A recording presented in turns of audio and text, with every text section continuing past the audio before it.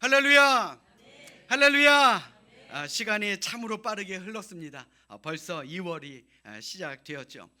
여러분들 어떠셨습니까? 지난 1월 한 달 평안하셨습니까? 정말 날은 추웠고요. 이 추운 날이 계속 오래되다 보니까 저도 좀 지치더라고요. 날은 춥고 행복할 일이 없었다라고 생각할지라도 여러분들 입술로는요, 행복하다, 행복하다 고백하며 살아가시길 바랍니다. 그러면요, 정말 삶이 행복해질 줄로 믿습니다. 자, 하다못해 이 예배의 자리에 함께 예배하러 건강한 마음과 몸으로 오신 것만으로도 우리 행복한 일 아닌가요? 아멘. 자, 우리 옆에 있는 분들, 또 앞뒤에 있는 분들과 이렇게 인사합니다. 저는 참 행복합니다. 자, 다시 한번 인사합니다. 이번 한 주 더 행복할 겁니다. 그래요. 하나님은 분명 우리의 입술의 고백대로 해주시겠다 약속하셨습니다. 이건요, 약속입니다. 그러니 여러분들 이 하나님의 말씀을 믿고 이 한 주간 행복하다, 행복하다, 좋아진다, 좋아진다 고백하며 살아가시기를 주님의 이름으로 간절히 축원합니다. 새해 희망차게 시작했던 2026년 긴 추위와 또 여러 나라 안팎으로 힘들고 어려운 일들 겪다 보니까 걱정과 염려로 사시는 분들이 참으로 많은 것 같습니다.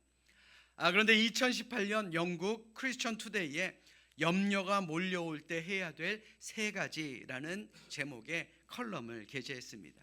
그러니까 주 내용은 뭐냐면 염려는 나쁜 것이다. 염려 때문에 많은 이들이 하나님의 뜻을 따르지 못하고 매일매일 주시는 하나님을, 매일매일 은혜 주시는 하나님을 신뢰하지 못한다라는 것이 주 내용입니다. 그러므로 하나님은 하나님의 사람으로 우리 보고 염려하지 말라라고 가르치셨으니 우리는 염려하지 말아야 된다라고 말씀하고 있습니다. 자, 이 시간 여러분들에게도 염려가 있다면요, 이 크리스천 투데이의 세 가지 염려하지 말아야 될 이 세 가지를 한번 잘 새겨 들어보시길 바랍니다. 자, 첫 번째가 뭔가요? 염려가 우리의 문제를 해결하지 못한다는 사실을 깨달으라입니다. 자, 염려하는 것만으로 우리의 문제가 해결되든가요? 해결되든가요? 저도요, 염려해서 해결되면요 매일매일 염려하고 살겠습니다. 그런데 염려는 우리의 문제를 해결하지 못하죠. 예수님께서는 마태복음 6장의 말씀을 통해 우리에게 확신을 주셨습니다. 공중에 나는 새를 보아라. 저 새들은 심지도 않고 거두지도 않고 창고에 저장하지도 않지만 내가 매일매일 먹여주고 지켜주지 않느냐. 그러니 너희들 염려하지 말라라고 말입니다. 자, 두 번째가 뭡니까? 하나님께서는 우리에게 우리가 할 수 있는 것보다 더 많은 것을 제공해 주신다는 사실을 깨달으라입니다. 오늘 있다가 내일 아궁이에 던져지는 들풀도 하나님께서 예쁘게 입히시죠. 그런데 사랑하는 자녀를 그냥 내버려 두시겠느냐라는 것입니다. 알면서도 왜 걱정하느냐, 이 말씀을 하고 있는 거죠. 자, 마지막으로 염려보다 먼저 하나님의 의와 나라를 구하고 하나님이 우리의 염려를 돌보시도록 하라는 것입니다. 다시 말해 염려할 것이 많은 세상이지만 우리가 먼저 하나님을 찾고 우리의 근심 걱정을 하나님께서 돌보시게 하라라는 것입니다. 하나님께 맡기라라는 것이죠. 그러면요, 믿고 순종하는 자에게 하나님께서는 알아서 은혜를 허락해 주신다라는 것입니다. 아멘. 자, 여러분들은 이 말씀을 믿고 하나님의 뜻에 순종하며 살아가고 있습니까? 지금도 우리 앞에는 여러 가지 삶의 문제들이 있죠. 나만 잘하면 되는 그런 세상이 아니더라고요. 그런데 이러한 여러 문제들 앞에서 우리가 해야 될 것은 무엇입니까? 바로 신앙의 기초, 신앙의 기본을 잘 다스리는 것이다 라는 것을 저는 믿습니다. 그리고 이에 대한 가장 첫 번째 발걸음, 바로 예배의 자리를 지키는 것입니다. 아멘. 자, 온전한 예배가 우리의 믿음의 시작이 되기 때문에 그렇습니다. 그래서 오늘도 하나님께서는 믿음의 가장 첫 번째 길이 되는 예배의 자리로 우리를 인도하셨습니다. 자, 그럼 하나님께 감사하시며 우리 성경을 높이 드시고 우리의 믿음을 고백하도록 하겠습니다. 자, 성경을 높이 드십니다. 저는 예수 믿어 구원받았습니다. 저는 예수 믿어 하나님 자녀 되었습니다. 저는 예수 믿어 천국 백성 되었습니다. 하나님께서 선물로 주신 오늘 하나님 말씀으로 가르침을 받습니다. 눈을 열어 주의 법 안에 있는 놀라운 진리를 보고 깨닫게 하소서. 아멘으로 순종하여 하나님께 영광 돌리는 삶이 되게 하소서. 아멘. 고백한 대로 사시는 여러분들 되시기를 주님의 이름으로 축원합니다. 오늘 본문의 주인공인 남유다 왕 요시야 왕은 8살에 왕이 되어서 남유다를 31년 동안 다스린 왕이었습니다. 자, 그렇다면 우리가 이 요시야 왕이 어떤 사람인가 평가에 대해서 살펴볼 필요가 있습니다. 자, 왜냐하면 그가 왕이 되기 전까지 북이스라엘과 남유다는 서로 나뉘어졌고, 또 하나님을 믿고 순종하기보다는 자신의 뜻대로 나라를 이끌어갔으며 우상 숭배든 하나님께 범죄한 왕들이 대부분이었기 때문에 그렇습니다. 특히 북이스라엘 같은 경우에는 하나님께 인정받은 왕을 찾아보기가 힘들 정도로 나라가 온전하지 못했던 것입니다. 우상 숭배하고 제물을 바치고 심지어는 아들까지, 사람까지 제물로 바치는 그런 왕들이 있었다라는 겁니다. 그러면 요시야 왕은 과연 어떤 평가를 받았습니까? 열왕기하 23장 25절의 말씀에 보시면 그의 삶을 이렇게 평가합니다. 요시야와 같이 마음을 다하며 뜻을 다하며 힘을 다하여 모세의 모든 율법을 따라 여호와께로 돌이킨 왕은 요시야 전에도 없었고 후에도 그와 같은 자가 없었더라. 이거 특급 칭찬이죠. 아니든가요? 자, 또 오늘 본문 이전 22장 2절의 말씀 보십시오. 요시야가 여호와 보시기에 정직히 행하여 그의 조상 다윗의 모든 길로 행하고 좌우로 치우치지 아니하였더라. 한마디로 하나님께 극찬을, 아주 특급 칭찬을 받은 왕이었다라는 것입니다. 자, 그러면 무엇이 그로 하여금 이러한 극찬을 받게 한 것입니까? 오늘 본문의 이야기, 즉 한 사건을 통해 그는 하나님께 극찬을 받은 왕이 될 수 있었습니다. 그 사건을 알아보기 위해서 먼저 어떤 일이 있었는지를 살펴봐야 합니다. 요시야가 왕이 된 후 그가 했던 일이 있습니다. 그동안 남유다의 왕들이 우상 숭배를 하며 돌보지 않았던 하나님의 성전, 그 하나님의 성전을 수리하게 된 것입니다. 그런데 성전을 수리하던 중 정말 놀라운 것을 발견하게 됩니다. 그것이 무엇이냐? 바로 그동안 잊혀졌던 하나님의 율법책을 그들은 발견하게 된 것입니다. 그런데 생각해보면 참 아이러니하지 않습니까? 자칭 하나님께서 선택한 민족이라는 이 자부심 하나로만 살았던 이스라엘 백성들이 하나님의 책을, 율법책을 이제야 발견하게 되었다니 말입니다. 이것을 뒤집어서 말씀드리면요, 이스라엘 백성들은 오랜 시간 동안 하나님의 율법책을 잃어버린 채 지내왔다라는 것을 말하는 것 아니겠습니까? 어찌 되었든 간에 이 율법책이 발견되자 요시야 왕은 서기관 사반을 통해 이 성경을 읽기 시작합니다. 그런데 놀라운 일이 생겨나게 됩니다. 오늘 보면 11절의 말씀 보십시오. 왕이 율법책의 말을 듣자 곧 그의 옷을 찢으니라. 옷을 찢었다 그랬습니다. 본문이 말하는 옷을 찢었다라는 표현, 이거 굉장히 중요합니다. 왜냐하면요, 당시 이스라엘 백성들에게 옷을 찢는다라는 것은 너무너무 화가 나거나 너무너무 슬프거나 자신의 감정을 주체하지 못할 때 그들은 옷을 찢었기 때문입니다.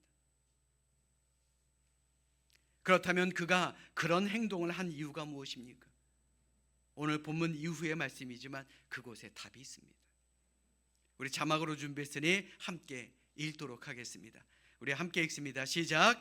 우리 조상들이 이 책의 말씀을 듣지 아니하며 이 책에 우리를 위하여 기록된 모든 것을 행하지 아니하였으므로 여호와께서 우리에게 내리신 진노가 크도다. 아멘.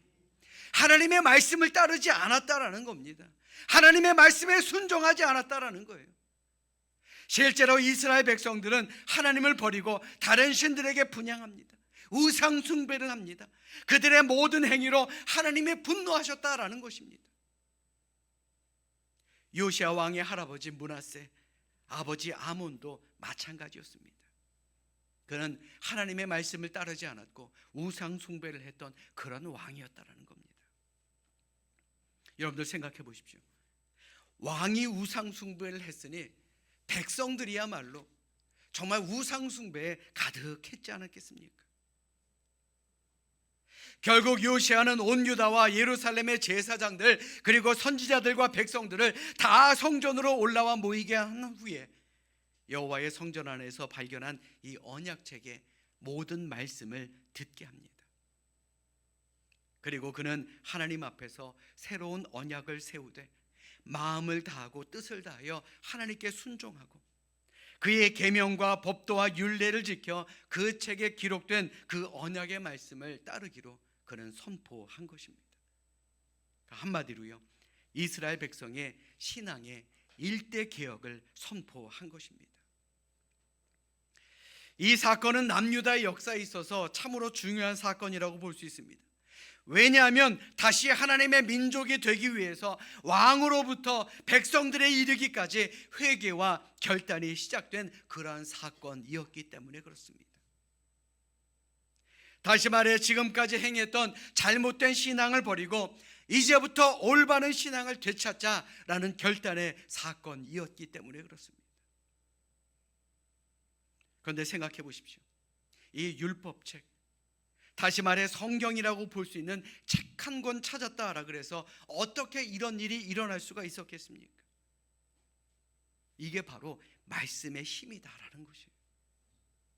말씀이 사람의 마음을 뒤집어 놓는다라는 겁니다. 오늘을 사는 우리도 마찬가지입니다. 우리도 하나님을 믿고 순종하겠다 늘 마음속에는 결단을 하지만 우리도 하나님의 말씀과 가까이 하지 않는다면 우리 역시 율법을 잃어버리고 살았던 이스라엘 백성들과 다를 바가 없게 된다는 것이죠. 올해의 표어가 뭡니까? 믿고 순종입니다. 그렇다면 과연 무엇을 믿고 무엇에 순종해야 되는 것입니까? 하나님의 말씀을 믿고 하나님의 뜻에 순종하며 살아야 하는 것 아니겠습니까? 여러분들 스스로에게 한번 물어보십시오. 과연 나는 하나님의 말씀을 얼마나 가까이 하며 살아가고 있는지 말입니다. 히브리서 4장 12절의 말씀 보십시오. 이것이 바로 하나님의 말씀입니다. 하나님의 말씀은 살아있고 활력이 있어 좌우의 날선 어떤 검보다도 예리하여 혼과 영과 및 관절과 골수를 찔러 쪼개기까지 하며 또 마음의 생각과 뜻을 판단하나니, 이게 바로 하나님의 말씀이다라는 것이에요. 사랑하는 여러분, 말씀을 읽은 후 왕이 옷을 찢고 통곡하며 온 백성이 하나님 앞에서 순종하기로 새로운 언약을 세웠다라는 것은 그들이 그동안 얼마나 하나님으로부터 멀어져 있었고 하나님의 언약의 말씀을 잊고 살았는지를 우리에게 보여주고 드러내는 말씀 아니겠습니까? 오늘을 사는 우리 역시도 마찬가지입니다. 제 아무리 우리 스스로가 하나님의 백성이라 할지라도 우리도 말씀을 잃어버리면요, 말씀과 가까이 하지 않으면요, 결국 우리도 하나님의 진노를 받을 수밖에 없는 사람이 된다라는 것, 우리는 이것을 기억해야 할 줄로 믿습니다. 우리 옆에 있는 분들 한번 바라보십시오. 하나님의 말씀과 함께하는 사람처럼 보이십니까? 예, 여기서 눈을 이렇게 아래로 까시는 분들은 마음에 찔림이 있는 분인 줄로 믿겠습니다.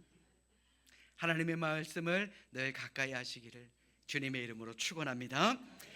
또 요시아 왕의 위대한 점이 한 가지 더 있습니다. 왕과 백성들이 잘못된 길을 가게 되었음을 깨달았을 때 그는 과감하게 돌이킬 줄 아는 그러한 지도자였다라는 것입니다. 우리가 열왕기를 읽다 보면 간혹 하나님 마음에 드는 왕, 즉 하나님의 뜻대로 행동하는 왕들이 몇몇 있었음을 보게 됩니다. 예를 들어 히스기야 왕, 여호사밧, 요아스 왕, 이런 왕들도요, 하나님 앞에서 온전한 마음을 가졌다라고 성경은 말하고 있지만 오늘 본문의 요시아 왕처럼 유다 전역의 산당과 우상을 파괴하고 무당과 점쟁이들을 쫓아낸 왕은 없었다라는 겁니다. 이유가 무엇이겠습니까? 백성들에게 우상 숭배가 일상화되었기 때문에 그렇습니다. 왕인 나는 하나님을 믿지만 굳이 백성들에게 나 인기 떨어질 만한 일은 하지 않겠다라는 그러한 이유 때문에 그렇습니다. 그러니 어떻게 이스라엘 민족의 믿음이 회복되고 순종이 이루어지며 예배가 회복될 수 있었겠느냐라는 것입니다. 그런데 요시야 왕은 이 모든 문제를 한 방에 해결한 왕이었습니다. 바로 하나님의 말씀을 통해서 말입니다. 말씀을 통해 돌아설 수 있는 용기를 가지게 되었다라는 것이죠. 더욱이 놀라운 것은 이스라엘 백성들은 오랜 기간 동안 유월절조차 제대로 지내지 않았다라는 사실입니다. 열왕기하 23장 22절로 23절의 말씀 보십시오. 사사가 이스라엘을 다스리던 시대부터 이스라엘 여러 왕의 시대와 유다 여러 왕의 시대에 이렇게 유월절을 지킨 일이 없었더니 요시야 왕 18째 해에 예루살렘에서 여호와 앞에 이 유월절을 지켰더라. 이거 참으로 놀라운 일, 아니 이거 무서운 일 아닙니까? 유월절이야말로 이스라엘 민족이 출애굽 사건을 기억하고 상징하는 이스라엘 최대의 명절입니다. 지금도 이스라엘 백성들에게는, 이스라엘 국민들에게는 이 유월절 행사가 굉장히 중요한 행사 중에 하나입니다. 유월절을 바르게 지킨다라는 것, 이스라엘이 이스라엘 됨을 확인하는 그런 행위입니다. 그럼에도 이스라엘 백성들은 그동안 유월절을 지키지 않았거나 바르게 지키기를 잊고 살았다라는 것입니다. 얼마나 무서운 일입니까? 여러분들도 잘 들으십시오. 우리도 마찬가지입니다. 오늘 성경의 말씀은 하나님의 율법책, 즉 말씀을 잃어버린 백성들은 곧 신앙의 핵심을 잃어버린다라는 경고의 말씀임을 우리는 다시 한번 기억해야 할 줄로 믿습니다. 우리의 삶의 말씀이 멀어지면요, 우리도 이들과 똑같이 될 수 있다는 거예요. 여러분들에게 묻겠습니다. 여러분들은 어떤 마음으로 이 예배 자리에 오셨습니까? 내가 구원받은 하나님의 백성이 된 것에 감사하는 마음으로 이 자리에 오셨습니까? 하나님의 말씀으로 새로운 힘을 얻고 새로운 깨달음을 얻고 그 말씀에 믿고 순종하기 위해 이 자리에 오셨습니까? 그렇다면 정말 잘 오신 겁니다. 그런데 습관대로 남의 눈 때문에 혹은 내가 봉사의 자리를 비울 수 없어서 나오셨다면 여러분들 다시 한번 잘 생각해 보시기 바랍니다. 과연 하나님께서 나의 믿음과 나의 순종, 나의 신앙을 과연 어떻게 보실지 말입니다. 행위뿐인 믿음은 결국 우리도 과거 유다 백성들처럼 하나님과 우상 앞에서 왔다 갔다 하는 반쪽짜리 믿음일 뿐이다라는 것, 우리 다시 한번 기억하는 여러분들 모두가 되시기를 주님의 이름으로 간절히 축원합니다. 그래서 오늘 말씀을 통해 여러분들에게 드리고자 하는 주제가 바로 이겁니다. 다시 기본으로 돌아갑시다. 아멘. 우리의 기본이 뭡니까? 우리의 믿음의 기본이 뭡니까? 우리가 순종해야 될 기본이 뭡니까? 바로 하나님의 말씀입니다.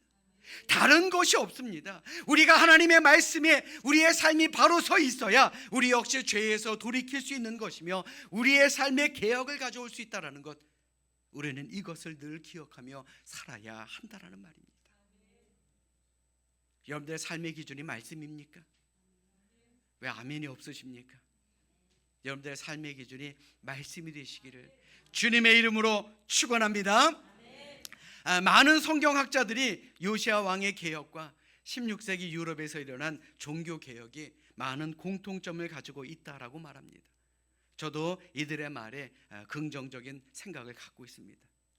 자, 왜냐하면요, 16세기의 종교개혁이 일어나기 전까지 유럽에 있던 기독교인들 역시 율법책을 잃어버리고 하나님의 언약의 말씀을 잊어버림으로 말미암아 바른 신앙으로부터 멀어지고 온갖 우상 숭배에 빠졌던 이스라엘 백성들과 다를 바가 없었기 때문입니다. 로마 천주교는 이 평신도들이 성경 읽는 것을 금했습니다. 더 나아가 성경책을 소유하는 것조차 그들은 금지했습니다. 평신도들이 성경을 읽지도 못하게 번역조차 못하게 만들었습니다.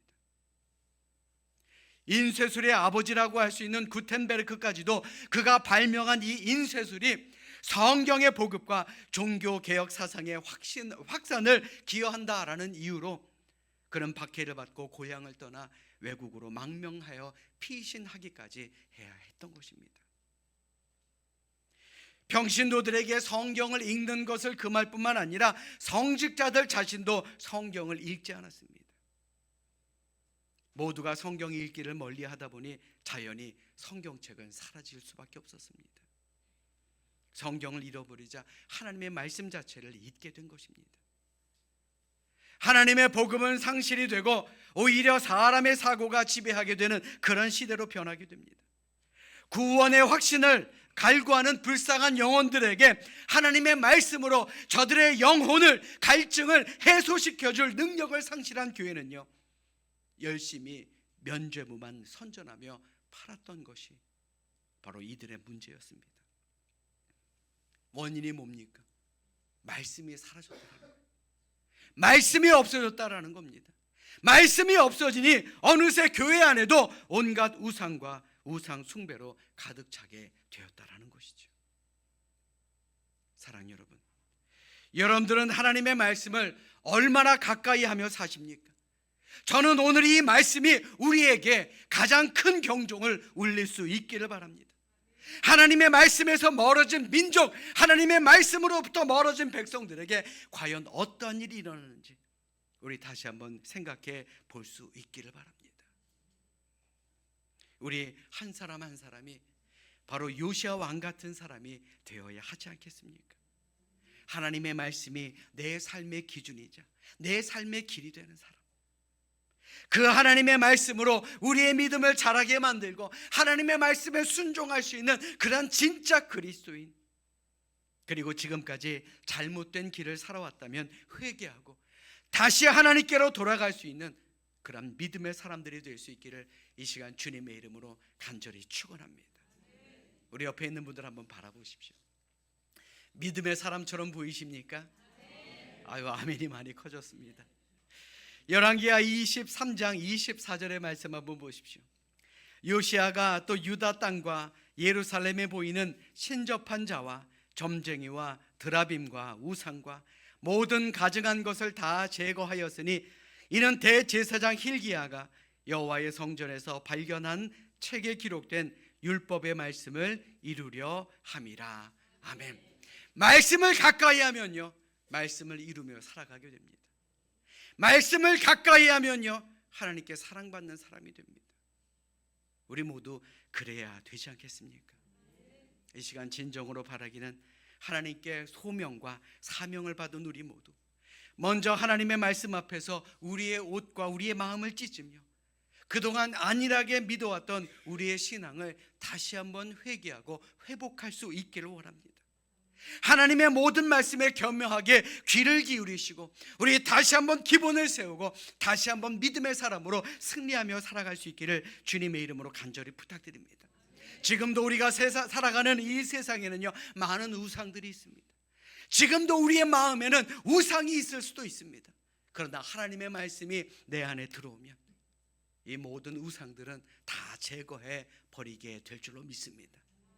우리 모두 그런 요시야 왕과 같은 삶을 살아가는 우리 하나님의 제사장으로 이번 한 주도 승리하며 살아가시기를 주님의 이름으로 축원합니다.